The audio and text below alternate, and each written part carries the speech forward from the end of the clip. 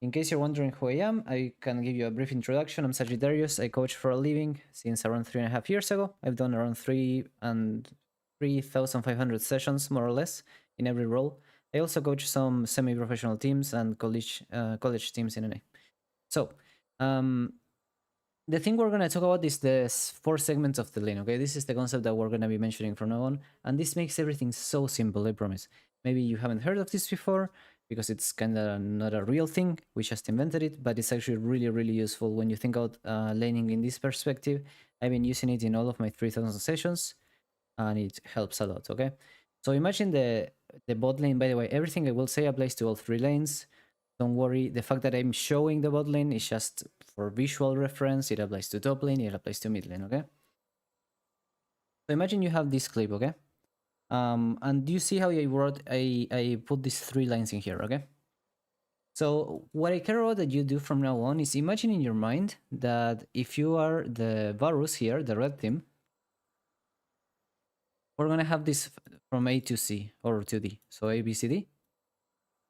And imagine we divide the lane in those 4 segments, okay?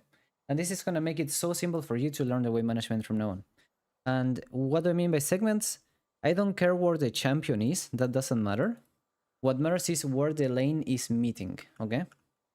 So for example, at this point, in this clip that you're seeing here, in this exact moment, the lane is meeting at between C and B, okay? So for example, you might have a moment in which even though the Varus will be standing here, the wave will be actually meeting in this segment here, or in this segment here, okay? So what matters really is not where the person is, what matters is where the wave is meeting the enemy wave for this explanation, okay? So keep this in mind from now on. And the reason this makes it super, super, super simple is that from now on, you gotta learn the pros and cons of each of the segments. So each one of those segments has some pros and cons that I will teach you now. And then from that point, you go like, okay, what do I want to do now? What's my goal in the moment? And then you remember what's the pros and cons of each segment. And then you go like, okay, therefore I should be playing in this segment. And when you do that, it becomes so easy to play. The other reason why this is so simple is that from now on, you don't even have to think about the 4 segments. You know why? Because let's say that one of the pros of this segment here, let's say that if we're playing here between A and B, one of the pros could be that if Varus is here and the wave is here, well, he can be farming like very safely, right? It's a very safe spot to be because you're under tower, but the minions are not under tower. And the other thing it is that you can like stay there for an indefinite amount of time. So it's like quite nice, right? So the other advantage it has is that you're pushing the enemies, you're pulling the enemy jinx. If the wave was here, the enemy jinx will be walking all the way out of tower, right? So what that would mean is that the enemy is pretty unsafe and you can punish enemies, right? For example, if the jinx has no flash, or if they had no wards, or if the needle is ganking bot, and you force the enemies to walk all the way to here, that means you punish them, okay? But everything that I said about this is the exact same here, but backwards. So if I'm the Varus, playing here is the opposite. It's unsafe and they can punish me, okay? It's really simple, right? So from now on, you only think about these 2 segments of the lane, so it's only A and B. And then from there, you just extrapolate to everything else. The same goes for freezing and pushing, we're gonna talk about it later. But this is just first. It's gonna sound complicated, but it's actually not. So the first thing that you need to understand is when I coach a low elo player, they are not doing wave management because nothing they do is intentional. For example, if this is a low elo jinx and I ask her, why are you playing in this segment? The low elo jinx won't have an answer. She will say, well, I just ended up there. I don't know, like it just happened, right? Whereas a high elo player will always sometimes be wrong, right? It can be wrong, but they will have, you know, it's intentional why they are in some place or another. That's the main difference between high elo and low elo wave management. It's not only how they do it, but also the fact that in low elo they don't do it intentionally. It just happens. Okay, so I can show you an example already of this. So I have many clips prepared for today. So let's pull up the first clip that I want to show you. So all of the clips I'm going to show you today are from past sessions with students, and this is the first one, okay? So here we have Draven. Again, don't worry about the fact that it's bot lane. This applies to mid lane, top lane. I have clips from top lane as well. Don't worry about that, okay? I don't want you to focus on, okay, but what if it's top lane, okay? So this is a pretty good example already. If you ask, this Jinx, as you can see here in the right, he has no flash. And no flash on Nami, and no ghost. And I know this is the old map, but it doesn't matter, it's the same concept. And as you can see, the Draven is playing like the Jinx is under tower, but the wave is out of the tower, at least the cannon. So this is perfect for Jinx, because even though she's like no summoners and is playing into a lane that is a hard bully lane, like Draven is a bully, Ashe with Halo Blade support is a bully, it's really hard to play against that, right?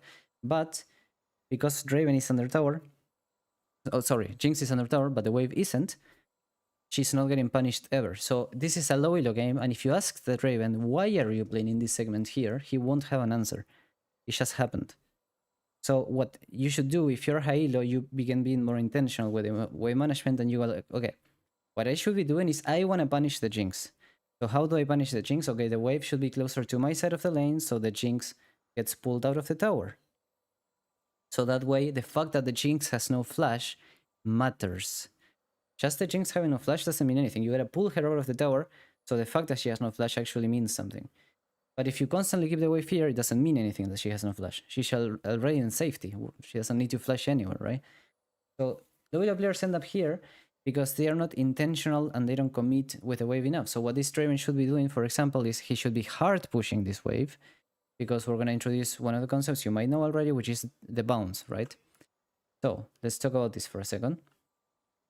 Whenever there's a wave, there's two factors that determines what happens with a wave that then nobody touches, right? So if there's no champions hitting the wave, what happens with the wave? And there's only really two factors, three, but for all real purposes, there's like two main factors that determines what happens with a wave that nobody touches, okay? So the first factor that determines what happens with a wave is how many minions there are. So if you have 10 minions in one side and only 2 minions in the other side, okay, that wave, let's say that these minions were like, imagine the champions are not here, right? So if this was only like, you know, these minions were gone, then obviously this wave would push towards the red side. But there's another thing that will determine what side the wave will push, and I wonder if anyone knows. What other thing, apart from how many minions there are, what other thing determines what side the wave is gonna go? Is there any other thing? So for example, if we have the same amount of minions, what thing determines if the wave goes one side or the other? The position of the wave. Yes, exactly. So the position of the wave determines a lot of what happens with the wave, right? Why? So some people might know this already, but some people might not. So I'm going to tell you. So if the wave meets here in the center, it's pretty random which minion will die first. They will most die at the same time, okay? But if we have the same amount of minions, let's say we have exactly the same, 6 versus 6, but the wave, so let's say we have 6 here and 6 here, but the wave is meeting here. What side is this gonna push towards? If the wave meets in where Varus is right now? Left? Blue. Okay, blue is the correct. I've never heard left, but left works. I guess if you mean left like this, yeah. That's an interesting way of calling it. It's gonna push to the south. Okay, so yeah, it's gonna push to the blue side. And the reason is, it's really simple. It's about how the minions bunch up together, okay? So basically, when you have a crash under the tower, the minions of this wave here that are coming into the tower, okay? But let's look at the map here. I don't know why I was showing you a picture. I actually have the map. So if the minions crash under the tower here, we have all the minions hitting the tower, whatever. And then this wave is coming like this. This red wave is coming, right? So 1, 2, 3, 4, 5, 6, okay? However, what happens is that the blue minions were hitting here. We have blue minions hitting there. The blue minions are hitting the tower. They don't care about the other wave, right? So what's gonna happen is that this wave will start hitting this one, so it will stop moving. That's the key thing here. It will stop moving, okay? So all the minions will keep walking in a straight line, but instead of being here, they will end up around here, right? So you will have all the 6 minions hitting here. They won't lose any HP, remember, because the blue minions are hitting the tower. They don't care about the red ones. But They will stop moving and they will stay here in like a circle or like a ball of minions. So what happens next is that then this ball of 6 minions all bunched up together will move like in a ball like this. And when the next wave comes, even though it's 6v6, it's gonna be 6v6 minions. However, it's gonna be 6 minions that are gonna hit the first one here. So what's gonna happen is that these 6 minions will hit this one, okay? And they will all kill the first minion really fast. If you ever saw the movie 300 with Leonidas and the Spartans, this is what happened, right? It's like if you all bunch together and the enemies come through a funnel, you kill the first one, okay? It's the same. So this is what we call a bounce, essentially, okay? This is why if the wave, the first thing to understand in a bounce is if the wave crashes under tower, it's gonna bounce back to the enemy side with two conditions. Condition number one is that the player, you don't touch it, right? Sorry about the handwriting, my tablet is not working. So if you don't touch it, basically if the blue team doesn't touch it, you gotta let it bounce, right? So let it bounce. But the condition number two is the bounce is gonna be stronger the more amount of minions that you crashed under the tower. Why? Because if I crash 2 minions under this tower, then the upcoming red wave will only stay and bunch up together for a tiny bit, so they're not gonna bunch together a lot. But if I crush like 7 minions under this tower, then the upcoming red wave, is that 7? 1, 2, 3, 4, 6. Doesn't matter. If you crush 6 minions under the enemy tower, the upcoming red wave will actually stay under tower for a long time, right? They will stay here hitting this wave for a long time, which means that they will bunch up together more and more and more and more. So then when they meet the blue wave here, finally, they're actually gonna kill it really fast, the first minion, right? So the other rule of crashes is like the more you crash under the tower, more minions under the tower, is like a harder bounce, okay? That's pretty simple. And for it to bounce, another rule that we need is that you actually need to touch the tower before anyone comes, right? So you need to actually crash. That's what we call a crash. It's really important that you get the crash. So when we're talking about getting the crash, in Halo we always care about getting the crash so much, right? Because if you get under the enemy tower, but the enemy minions come and stop the wave maybe here instead, then it doesn't bounce, it's not a crash. So you need to get the crash under the enemy tower before any enemy champions or enemy minions come, and then it will bounce back, okay? So pretty simple to understand. I did like a graphic here if you want to take a picture of it. I am recording, but this is like if you crash a low amount of minions under the enemy tower, the wave simply resets in the middle, which is what happened here. If we go back a little bit, the enemy only pushed 2 minions under the tower, right? See how the Chinks only pushed 2 or 3 minions under the tower and they're low HP. So this is a really weak crash, right? So because of that, the wave resets in the middle. If the enemy Chinks had crashed an insane amount of minions under the tower, that means Varus wouldn't be able to hold it, then the wave will be a really big bounce. Understand that? So the amount of minions in the crash determines how much it will bounce, okay? This is an example of just resets in the middle, right? So why are we talking about all of this? Because now we're going to use this, okay? Because we have another thing, which is we're going to talk about the pros and cons of the zones that I told you. Remember all these segments, A, B, C, D, okay? So for example, anytime you get level 2 first, it will be always in the enemy half of the lane. I don't know if you ever noticed this. It's impossible, let's say you're level 1, it's impossible to get level 2 first if you're playing, we're always talking about, we are Varus, okay? For this explanation, we are Varus. It's impossible to get level 2 first if you're playing in A or B. Impossible. Think about it. You have never gotten level 2 first here or here. It's not a thing. Because if you're here or here, the enemy is pushing first.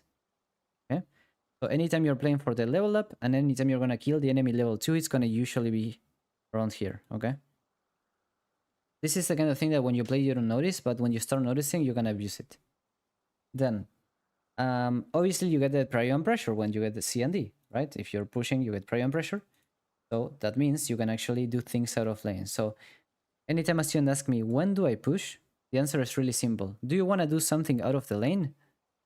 Or do you want to bounce? If the answer to any of those questions is yes, you push, okay? So what is doing something out of the lane? Something out of the lane means a recall, a ward, going to dragon, going to help the jungle, deep warding, ganking mid lane or roaming. For the support who asks, right? Roaming. Anything that involves being out of the lane, see how all of these circles are out of the lane. For all of those cases, you gotta push. And then if you need to bounce it, also you gotta push, okay? So if you need to finish crash under tower in this replay of Draven, this Draven should fully push under the tower so that it bounces back, like I told you. But see how he's not pushing? Because he's not pushing, and he's just last hitting, what's gonna happen is that this wave will stay here for longer and it won't bounce. So then the Draven can never punish the Jinx having no flash, because he can never push it under tower, out of the tower. See? See how the Draven is wasting auto attacks hitting the Jinx instead of pushing the wave? You see it's a lot in low elo, right? See how he's like not committing? And see how it's never like fully crashing under the tower? So the Jinx can like play for free really easy, right? She can just last hit, even though she has no flash. This is why like when you play into a lower elo lane, it's like you get away with, even if you're in a bad spot, you get away with it, right? This Jinx should be like being hard punished and the wave should be bouncing back. Okay. But there's cons to playing in that zone. For example, where Draven is playing right now. Draven is playing more or less in C. He should be playing in D so that it bounces back. But there's cons to playing in C, which is, like I said, you don't fully crash and bounces back. But also, we're going to talk about jungle. Believe it or not, if we have C and D here, and by the way, I wrote them opposite because now we're talking about Varus instead of talking about Draven. This is the easiest place to get ganked. I don't know if you guys knew that. People think that if you push in their tower, you will get ganked. No. The most dangerous zone to get ganked is C. And the reason is, when you're in C, like Draven is here, I don't know if you noticed that the Draven can't leave the lane, really? And he can't get away. See how he has to stay here? He can't go and put a ward yet deep. He can only ward really close. And he can't really walk away and be safe. He has to like constantly be near the wave. So this is really dangerous. And also, if the jungle came, Jinx could walk over the wave pretty easily and go kill the Draven. Now, if you're actually full crashing into D here, you can actually leave. After you crash, you can leave and go ward really deep and you are like standing here. So you're actually super safe from ganks. So if you're the jungler and you want to look at lanes before you gank, check what lane is going to be in C in the next 30 seconds, right? So you look at the wave and you're like, okay, is there a lane that's going to be playing in zone C in the next 30 seconds? If so, that's where I want to go gank, right? That's a really good advice I will give you, okay? But now I'm going to talk about the most important part of this session, which is the importance of the brick cannon, right? So there's a couple changes coming in 2025. The minions are going to change pretty much completely, so you got to learn this. So the brick cannon mattered a lot in last year and every year, but it's going to matter even more now. So what is the brick cannon? Remember that waves come every 30 seconds, okay? So some basic fundamentals of waves, you probably already know this, but for people who don't know, we have waves every 30 seconds. And the cannon comes every 3 waves. So the cannons come every 90 seconds, okay? So the reason this matters is because a lot of wave management is good recalling. So you want to get good recalls and you want to be, for example, when you roam a support, you want to be able to have a longer roam timer than when than like a short one. Because if you have a longer roam timer, you can be out of lane for more time without hurting your ADC and your ADC getting dope, etc. Right? You can gank more lanes, you can put more wards deeper in the enemy jungle because you can walk more. So for all of these concepts, recalls, buying items, longer roams, deep vision, for all of this, the cannon matters a lot because when there's a cannon wave, it takes longer to push it, right? So for example, here, this cannon wave will take longer to push than if it was a normal wave, okay. So for this, in Halo, we learn all the cannon timers, we actually know them, I know all the cannon timers, so that we can abuse that, because the best way to roam if you're a support, the best way to recall if you're an ADC, is to use the cannons. And if the best way to recall if you're a top lane, also if you want to get deep vision if you're a top lane, if you want to invade the enemy jungle if you're a top laner, it's all about the cannons. So the cannon timers are going to change next year for the first time in league history. So we gotta learn them. Just learn the first cannon timer, okay? So the first cannon timer is minute 3 now. Up until now, the first cannon timer was actually minute 230. So if I go to 230, you will see a wave that's cannon wave. You see how the cannon is arriving at the lane at 230, okay? And that means that after that, you could simply add 90 seconds and it will be always cannon. But now it's gonna be different. In PvE and in the new season, it's gonna be 3 instead of 230. So the first cannon is gonna arrive. First cannon is gonna be the 4th wave from now on, okay? Right now in the live patch for the next 3 days, it's the 3rd wave. This is the 3rd wave. But it's gonna be the 4th one. So I'm gonna teach you the new patch because we don't care about this patch. So in the new patch, we're gonna start at 3 minutes and then simply we're gonna add 90 seconds, and that's going to be every cannon. Every cannon is going to be coming 90 seconds after the previous one. So 2025 timers, I suggest you take a screenshot of this, because if you remember these timers, you're going to be broken, okay? Like when I coach students, one of the things that makes them claim the most and abuse the enemy the most is this. So 3, and 430, 6, 730, okay? So just take a screenshot of that if you want, or type it somewhere. These are the new cannon timers for the new season. So why does this matter so much? I will show you. First, take a look at this. A couple more things I have a new season. You will get home guard, so the speed from getting out of base, sorry. You know when you die and you come out of base super fast? You're actually gonna get that bonus of speed every single recall now, not only just when you die. Somebody's asking, that is the expected crash time in the center of every lane? Yes, it was. Caveat, good you mentioned that. It was until 2 patches ago. They added that patch that they synced the bot lane timer and top lane with mid lane. I don't know if you remember that. They made the minions a bit faster. So in reality, it's like 31, 04, 05, like, you know. But it doesn't matter, because for all intents and purposes, this is the time they will be arriving at the lane. Every new cannon will drift a little bit more. So this is like 31, this is 2, this is 3, it drift a little bit, but it doesn't matter. It's a new thing that Riot added, but for all intents and purposes, for the calculations of when to recall and when to roam, it's when to push and back for the cannon waves, it's totally fine. For example, you might see how this one, I lied to you, right? I told you that it's 230 cannon in live patch, but you see how it's crashing in the lane at 232-ish, right?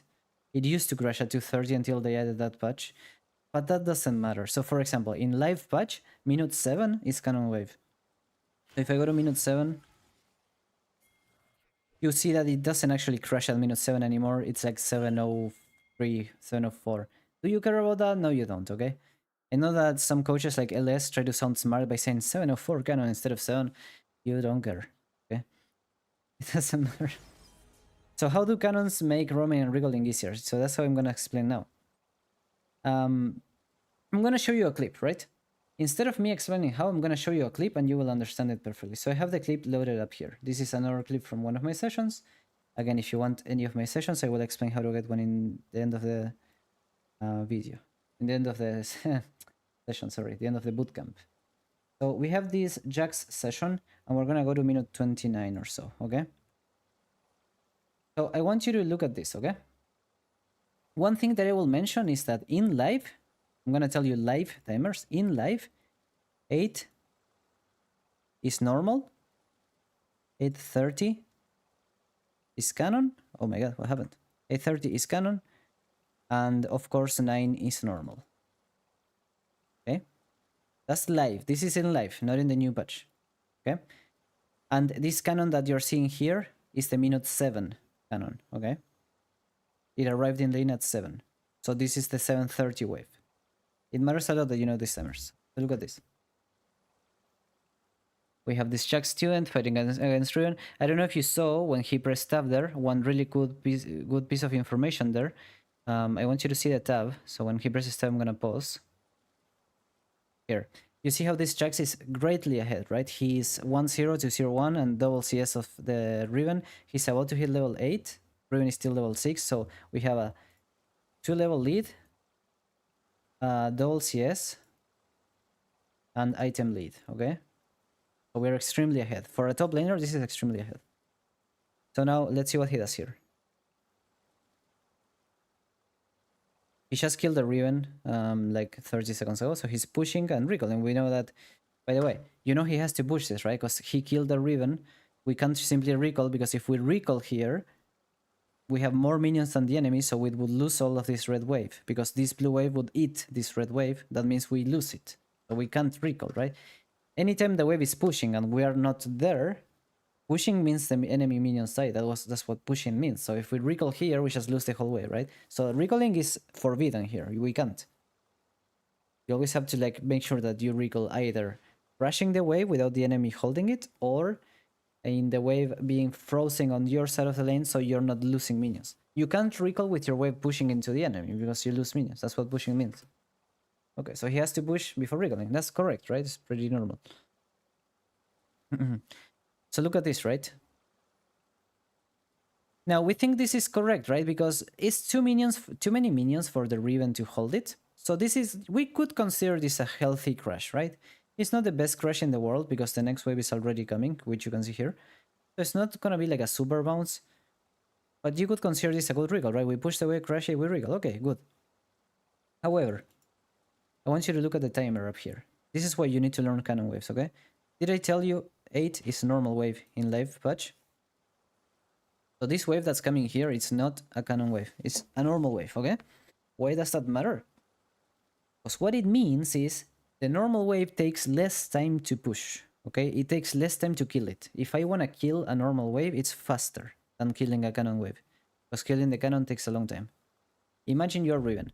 Killing a normal wave is much easier than killing a cannon wave, right? So this is why this recall is bad, because this wave being normal, this upcoming wave here is a normal wave. Here, this one, which is here in the enemy side.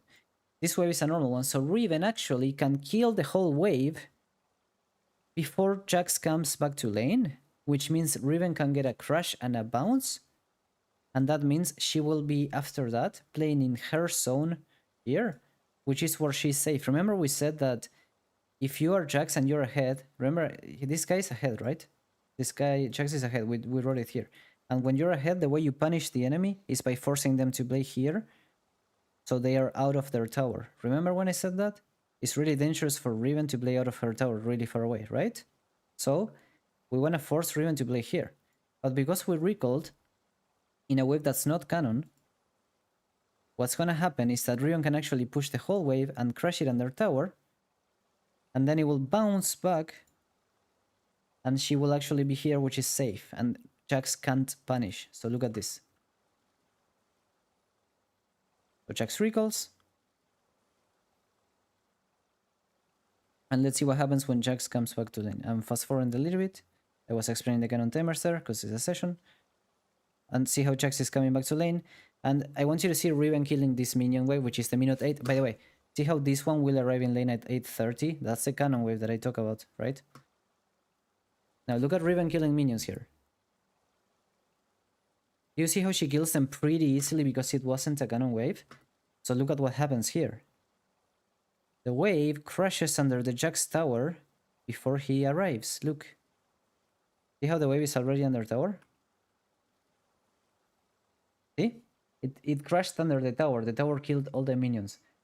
So what is this cannon wave gonna do now? It's gonna bounce to Riven. What is a bounce? It means that the wave is gonna push here, be here, and now the Riven is not punished. And by the way, she got a free recall because she pushed in the pre-cannon and she got a free recall. So what was the mistake of this Jax? Is recalling in the not pre-cannon wave. He should have recalled in the pre-cannon wave. So think about it. He's 2 levels ahead, items ahead. He has advantage in every single way, right? He has double the CS of the Riven, and somehow the Riven still gets a free recall and a free freeze after. How? How are we so ahead and the Riven does whatever she wants with the wave and doesn't get punished? If you're playing in Challenger, for example, if you're 0-2, I promise you, if I was playing in Challenger this matchup and I was the Riven 0-1 like this, 2 levels behind Jax, I wouldn't be able to touch a single minion the rest of the lane. It's just unplayable, right? Because he would make sure that the wave is not playable for me. But because this wave, because the Jax recalled 1 wave sooner than he should, Riven could crush the wave under the tower. And now, do you see how this bounces back? See how the minions all bunched up together in a sort of ball, and the enemy minions are coming in a straight line. So this is gonna be a bounce. See how we're pushing into the enemy? So this Riven is low elo, she shouldn't even be here, right? Because now if the Riven was smart, she should just stand here and let the wave come to her, and now she farms here for free, even though she's super behind. So why did this happen? Because Jax recalled in 8 instead of 8:30. That's it. If he pushes one more and then recalls, Riven can't push this wave, and that means that when Jax comes back to the lane, he can freeze it here, and it's unplayable for the Riven, because she couldn't get the crush. Basically, you don't let the enemy crush. I hope this was pretty simple to understand, the canon, why the canon matters so much. Did you understand it? I have more examples soon, but I want questions first. For the new season, the difference is that this recall, you gotta see a new timers, right? So like I explained, it would be 9 and 7:30 the cannons, so it wouldn't be 8:30, right? So if this was the new season, he would have to stay for even longer, probably. And another thing, if you make a graph here, right? The way I see it is like a timeline. So imagine you have like normal, normal, canon, normal, normal, canon, right? And then you have you keep going. So these canon waves are usually your tickets out of the lane. You shouldn't recall in every canon wave, obviously. But what I'm saying is when you do want to recall, you should hopefully do it by pushing this one and then recalling here. Pushing this one, recalling here. That's the best kind of recalls you can do. If you can get if you can get a crash on the pre-canon wave, that's the best possible recalls you can get usually. Can any champ crash a canon wave like Riven did with a normal wave? Can any champion crash a canon wave like Riven? Oh, that's the question. Actually, yes. So, for example, in bot lane, high elo supports will help you crash the canon wave with the support item hitting the cannon, right? Whereas low elo supports will not do it. But that's one good example. Like, I actually think I have an example of exactly what you're saying. Give me 1 second. Yeah, good question that you asked that. I have an example of exactly what you're saying. Look at this video. I came prepared to. I have like 10 examples. We have Ash Milia, okay? And we're gonna go to minute 36. So we have a fight here. And the Ezreal and the Nami are gonna die. And in live patch 5:30 is canon wave, okay?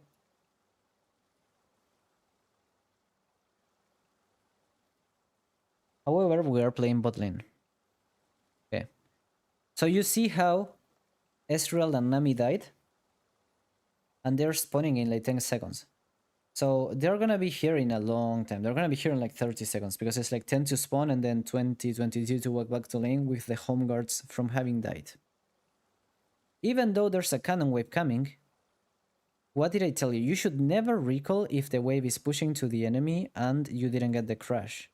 So as you can see here, we're in a dire situation here because by looking at top lane wave, we can deduce that the enemy bot lane wave is around here already. What that means is that this wave won't crash. Right? So if it won't crash and it's pushing, simply we can't recall, right? Sorry about the mouse. We can't recall. Look at this. This is, if you ever watch a Halo streamer and you heard them say, my wave sucks, my wave is horrible, this is what they mean. It means that if they recall now, by the way, this is a low elo student and I'm reviewing him and he recalled here, which is really bad. Why is it bad? Well, simply look at the wave. It's see how it held it and it didn't crash. So why is it so bad that it didn't crash? Well, because now he will lose this whole cannon wave because it's going to be like 8 minions or 9 minions versus, no, it's going to be 10 minions versus 7. 10 blue minions versus 7 red. Even though I told you that it bounces if it meets here because of hitting all like 7v1. If it's, you know, 3 minions difference or even more, you will lose a lot of minions, right? So This Ashe recall was extremely bad, right? Because she's gonna miss the whole cannon wave off of this recall. It's extremely bad. So what should Ashe do instead of this recall? You might notice that the Milio has support item up here. So what Ashe should have done, even though it's a cannon wave, Ashe should have asked the Milio to stay and help her push the wave and execute the cannon minion. So then this wave actually crashes and we can back. And we're fine because Syndra Smith and these two guys are not even spawning yet. We can do it for sure. We can do it, right? You understand this why this clip is really bad wave management? So look at how, again, you see it's a lot in low elo. Bad wave management in low elo is the reason why you get kills, but they don't mean anything. Like you got if you got a double kill on Ashe in Challenger, the game is over. This is why Challenger players FF so much sooner. Let me show you something, right? Let me show you something.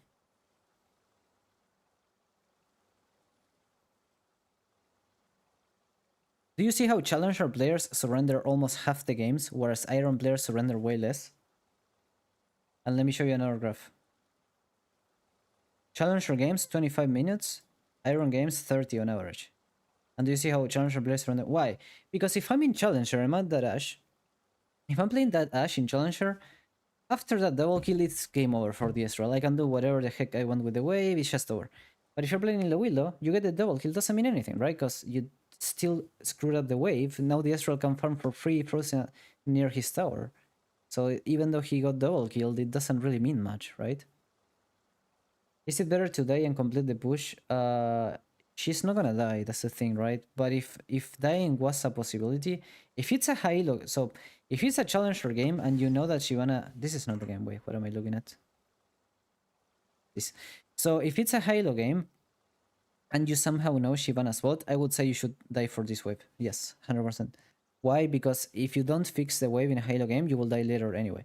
If it's a silver game and you know Shyvana is bot, I wouldn't say you should die for the wave because the enemy will probably not even freeze it. He will like push it back to you, which is something we call ping pong.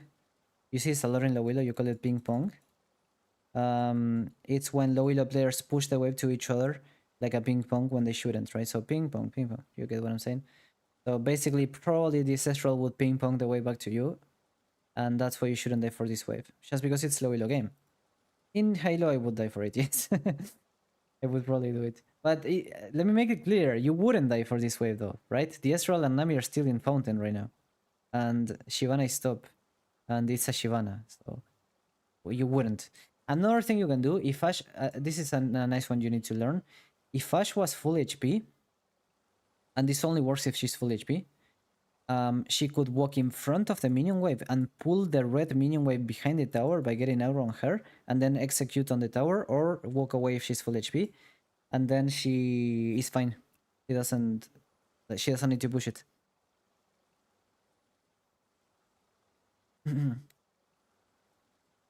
What situation is better to die for? Wait, well, like I said, like it's like if you're a good player, will always be thinking 2 or 3 waves ahead. What is the wave state 2 or 3 waves ahead? If you think the wave state 2 or 3 waves ahead is gonna cost you more money and more XP than the death now, then you do. It's just simply a question of it's like a balance, right? You weigh on the balance. I want to show you some more good stuff, guys. There's this thing that is from Mobalytics that I think you should all have if you don't have it, which is the time it takes you to walk back to lane. And I'm gonna copy and paste it in the chat because it's hard to see here. And simply you add, so you subtract 2 or 4 seconds with the 2025 homeward changes. So for example, the reason I told you that Ashe could push this wave, remember when I said Ashe can push that wave and she won't die? The reason is I know how long it takes to walk back to lane. So this guy is spawning in 3. Okay. This guy is spawning in 3. And with home guards and no boots, he has no boots, I can simply consult this image and see, okay, how long does it take him to walk back to lane with no boots? It's 28 to 30 seconds to walk back to bot lane with no boots. And to this, you can subtract the home guard. So let's say that it's going to be around 26 seconds to walk back to lane to 27. Okay? So that plus the 3 seconds that he has to respawn. So that means he's going to be back in lane in 30 seconds. So let me ask you that. Do you think this Ashe can kill this cannon wave in less than 30 seconds? My answer is yeah, 100%, right? She should. Especially with Milio execute, right? Does that make it more clear? And then you have like with boots, with upgraded boots, right? This one. They have the times here. I didn't make this image, but it's a public available image in Mobalytics website. So, okay. Question so far? Can we go into the clip of what you should be doing instead? Because you see, it's a lot in lower ranks. The mistakes they do in lower ranks, not committing enough, like the Draven versus Ash clips. This one as well. Hidden plates and overstaying is a huge one that you see a lot in low elo. Remember that a plate is 125 gold. A wave is more or less the same as that, but the wave also gives XP. A plate never gives XP. So you should never lose a wave for getting a plate. You understand? It's like also plates are gonna be there in the future and you might have another chance to get them. If you miss a wave, you will miss it forever. So you see a lot in low elo players that wanna get a plate, and then because of getting the plate, they get a later recall. And because of that, they lose a whole wave. And it's like, yeah, you got the gold of the plate, but the wave is that same gold plus XP, and also you could have gotten the plate later. So I have the only example I have of this is like from a short, but like just see the. I'm not gonna show the short. Just see how the Jinx is staying for killing this tower plate, and she should have recalled, right? So then when she's back to lane, when she's back to lane, she loses the whole wave under tower, right? So look at what she's losing for getting that blade. Also, it was a cannon, which she should have just recalled, right? So losing all this wave for getting that blade is like never worth it because this is XP. The blade is not XP, and XP means everything. Hope that's clear. But now I'm gonna show you this clip of Varus that I have here, okay? I chose it for a very good reason. This is actually me playing on a Master Grandmaster lobby in my Smurf. So what I want to show you is how I won the whole lane just off of the enemy Cillian using 1Q. The enemy Cillian using 1Q cost the whole lane to the enemy team. And this is why I told you, if you're playing in Halo, you can actually win the whole lane by one mistake of the way of the enemy. That's why there's more FFing in Halo. So first of all, notice that I'm the Varus, okay? So notice that I'm poking the enemy from very far away. And this is intentional. It's because if you poke the enemy from close range, you will get minion aggro. And if you get minion aggro, the minions will stop hitting my minions. You know what that means? That my minions will start pushing, and I don't want that. Why don't I want that? Okay, let's see the segments. Yes, there will be a VOD for this. Let's see the 4 segments again, okay? We have A, B, C, D. Okay? And let's see the game state here. I'm going to tell you the state. You need to learn the state. The state is that we have no flash. There's no summoners on all 4 members, okay? Varus has no flash. Jinx has no flash. She has cleanse, but it doesn't matter until Varus has ult. Cillian has no summers. Syra has no summoners. Nobody has summoners, okay? The second state is that Jinx has less HP than Varus, okay? So nobody has summoners, but enemy bot lane, so the Jinx bot lane has less HP. And you could say, okay, let me ask you this. This is Varus, look at this build, right? With these items, Varus having double longsword tier, and Syra having this over the Cillian. Cillian has no IP yet. And Syra has boots and Cillian doesn't. And Varus has Comet, it's like poke Varus I'm playing.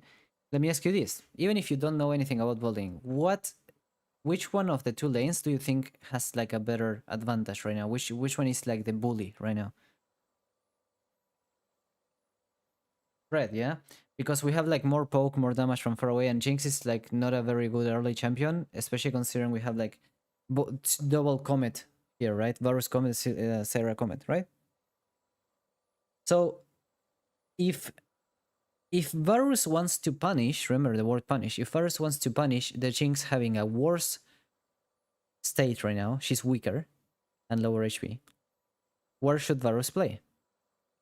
Where do we want the wave to be in order to make the Jinx life miserable? You always want to think about that. Where do I want to be in the future? Okay, this is a state. Based on the state, how do I make the Jinx Slave miserable? Right, further towards the red tower. So we don't want to be completely under tower because that would let the wave bounce. So we want to be around here, right? Likewise, if you are the Jinx, where should the Jinx be? If I am playing Jinx, I want to be here. Because if the Jinx can just farm from under tower here, she doesn't care about being weak and having no flash, right? Do you remember that clip? This is very similar to that clip of the... here. You see, this is very similar. Like the Jinx is level 1 versus level 3 Draven Ashe, but because she's playing near her tower, she doesn't really care. She can still farm, right? So basically, both players would benefit greatly from being near their towers. So look at what happens, right? We poke from far away, and like I told you, this is intentional. We first reset the wave in the middle, okay? Look at how... We poke from far away so the wave doesn't get us aggro. See how the wave doesn't change, doesn't get aggro? That's very important. If I poke from here, the wave will aggro me, and that's really bad. In fact, let me show you a really great example of this, if you allow me. Korean ADC problem, I think it was called something like that.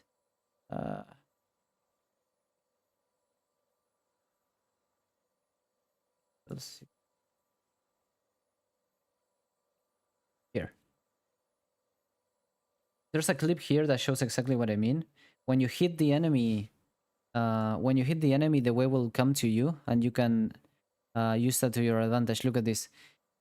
Kai'Sa has less range than Aphelios, but she's intentionally hitting the Aphelios here. And I don't know if you can see that, but the minions now come, they get aggro, and they hit the Kai'Sa, they try to hit the Kai'Sa. This is called splitting the wave. Do you see how the wave split now? And the blue minions hit Aphelios, and these minions chased Kai'Sa. The one that benefits from this is the weak player. Because now Aphelios, which is the long range player, can't poke the Kai'Sa. Because the Kai'Sa can farm from here, really safe, really far away. So whenever there's trading in the wave, and the wave splits, it benefits the weak player. So I'm the strong player, we said, right? I'm the bully here. So if the wave splits, it would benefit Jinx a lot. So I don't want the wave to split at all, ever, right? So that's why I'm poking the Cillian from far away. Because if the wave splits, Jinx will be able to farm for free, really happy. We don't want that, right? So now look at this row. This is when Cillian lost the whole lane. Look at Cillian. There. This lost the whole lane. Can you understand why, though, this loses the whole lane for Jinx? Look at what happens off of this. We can just last hit. And we can stand in front of the wave. Now look at Zyra and Varus positioning. Now Zyra and Varus can walk in front of the wave and deny minions. Look, see how I deny the cannon now? And it's just over. At this point, it's just GG. There's nothing Jinx can do. The only thing Jinx can do is have the Graves fix the wave for him. So this is why in Pro Play and in Challenger you will see a lot of junglers have to fix waves. This is why. Because if the support does something like this, it's just over. And you see how I keep poking her every time she wants to walk up, and I just keep zoning. Right? I'm not see how I'm not touching the blue wave at all, right? I'm just last hitting. And Jinx can't touch a single minion. I want you to notice something. Right now, we only have like a 10 minion lead. We had 9. We started with a 9 minion lead. Now, Graves wants to fix the wave, but we are ungankable. Why are we ungankable? Because we are playing near the tower, like I said. Nidalee comes. Even if Nidalee doesn't come, this is just ungankable. And they all die now. As you can see, it's like a double. So already they are losing the lane off of that Cillian Q, but it doesn't stop here. Now, let me ask you this, right? This is live patch. So 6:30. In live patch, 6:30 is normal. 7 is canon. So what should we do with this wave? Because a lot of players, I would say that a Master ADC or Grandmaster ADC would screw up here, and this is the difference between Grandmaster, Master, and Challenger. A Master ADC would recall here, because they would be like, okay, I just freeze this wave with my body, hold it with my body, get into this bush, and recall. You probably have seen this. However, because we're Challenger, we know that 7 is the canon. So we know that because this is not canon, and because this is not canon, this is 6:30, which is normal.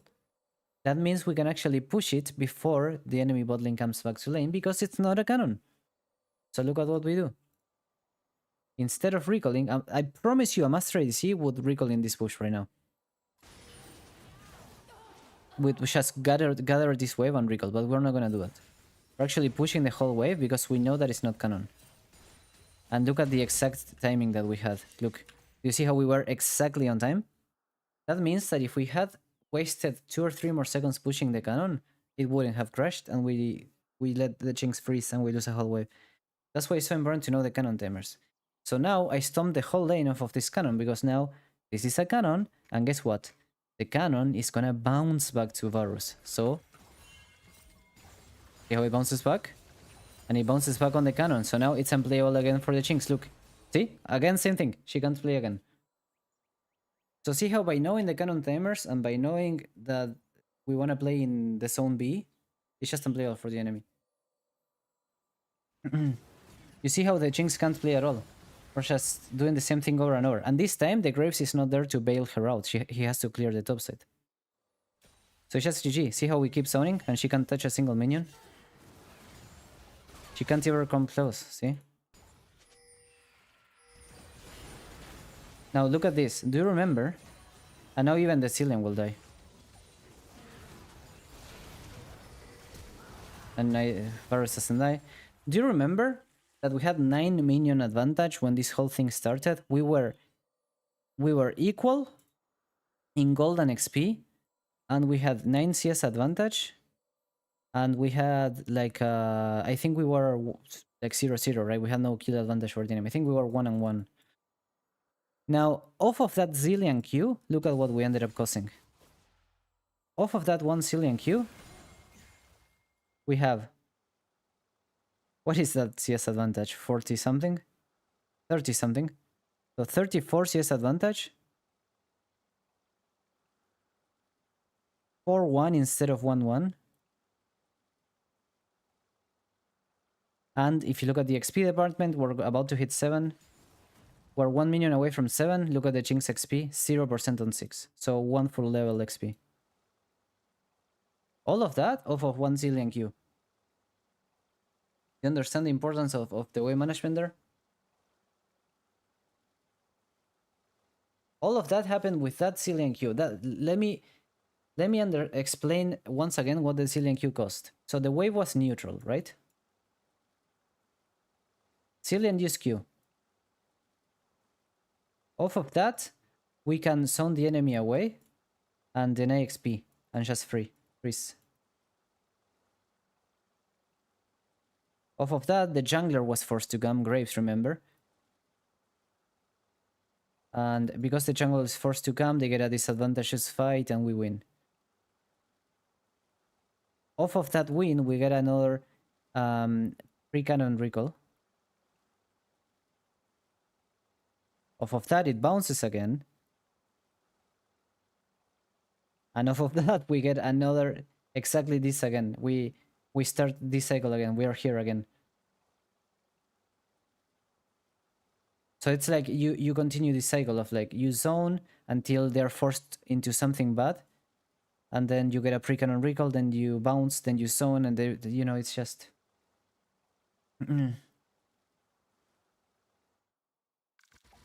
And so I want to show you, this whole thing started at 5:30, right? Here is where it all started.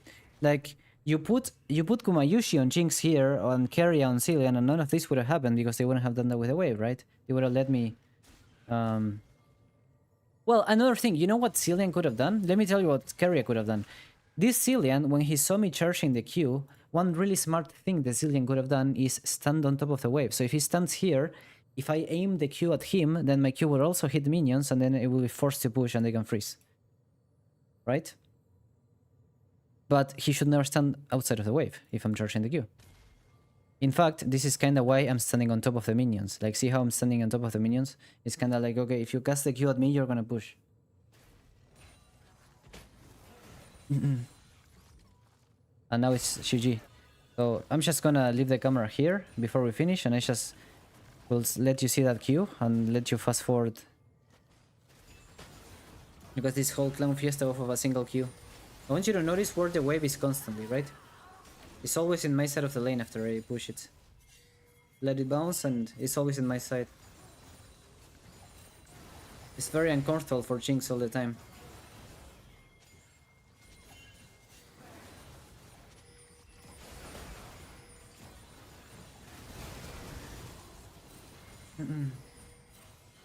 And then we get another recall and another bounce, by the way. Like here we get another crash and it will bounce back again now. See how it's bouncing back again and you keep the cycle. With you standing in the minions, he was probably hoping to catch you, which screwed away. Yeah, like you kind of stand on top of the minions on purpose and it kind of manipulates the enemy into doing things like that, right? With Cillian it's super easy, but yeah. um okay, I don't know if I have any more replays that I would like to show you. We're almost done. um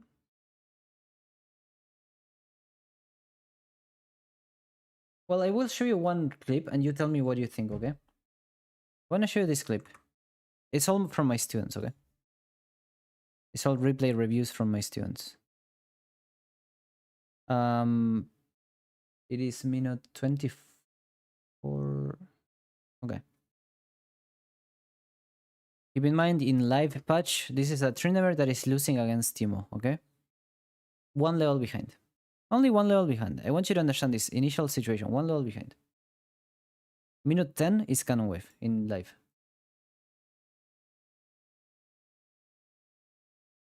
This is back when there was Herald and no Voidgrafts, so the Timo went to Herald. Just imagine it would be Voidgrafts. It's the same, okay? What do you think about the Tryndamere going here? I'm gonna fast forward a little bit. So he went there. He lost a bunch of HP. And now he doesn't die, but he goes back into the bush and he recalls. Now he comes back top lane. And there he is. What do you think?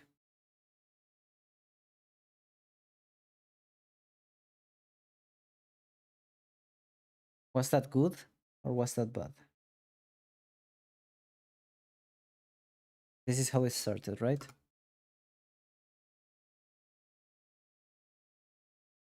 So the Tryndamere, the answer is the Tryndamere should have pushed the wave hard because this is not canon and the next one is. What it means is that it's easy to push it, okay? So we should have pushed this wave. Also, this is bouncing. How do we know this is bouncing? Because do you see how the blue minions are bunched up but the red ones aren't? That means that more red minions are gonna die than blue ones, okay? But this is bouncing back to Timo. And we're leaving the lane. We should never leave the lane here. We should full push this. And then it would bounce back to us in the cannon, and we can farm the cannon from here for free. We should never leave the lane like this on a bounce. Remember how the Tryndamere was like half a level behind Timo? Because Timo's 8 and Tryndamere is 7 and more than a half. I want you to see the difference in level after this. He lost 3 full waves for leaving the lane there. And if you see the Timo XP, look at this. Timo is about to hit 10 and this guy is still 7. 3 level difference. All because he left the wave in a bounce instead of pushing it. You see how this kind of thing is like insanely important, right?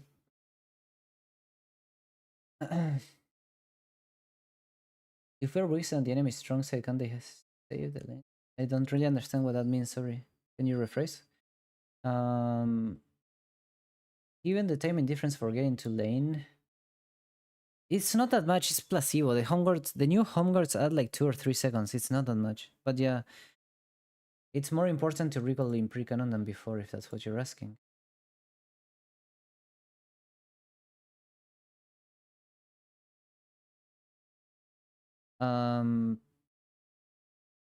It's not like you should always push when it's not canon, and that's not the takeaway I want you to get. Because, for example, do you see how this wave is not canon? This Timo shouldn't push anyway. He should keep the freeze. It's free as hell, right? What I'm saying, rather, is that we are in a... This is how you should think about it, okay? This Tryndamere is in a bad spot right now. He's one level behind Timo, and he's losing lane. So how do we get out of the bad spot? Think about that Jinx versus Draven. How does she get out of the bad spot? Well, you want to play in zone B. You want to have the wave here frozen. That's how you get out of the bad spot. So how do we manage to get the wave in the zone B? Well, when Timo left to do the Herald, we had an opportunity to full crash a wave here, and then it would have bounced back and we would have been chilling. That's what we should have done. It's not because like always push pre-cannon. That's not what I'm saying. It's like, think about what you want to do. I don't know how to get out of... Okay, cinema mode is so weird. Trina would never die here. Would never die. Trina would never die. They're doing Herald.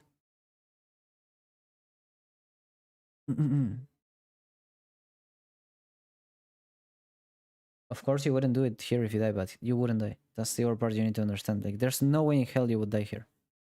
Because the enemy is doing Herald. So because the big part of the session is over, what I'm gonna do is I'm gonna save the recording first.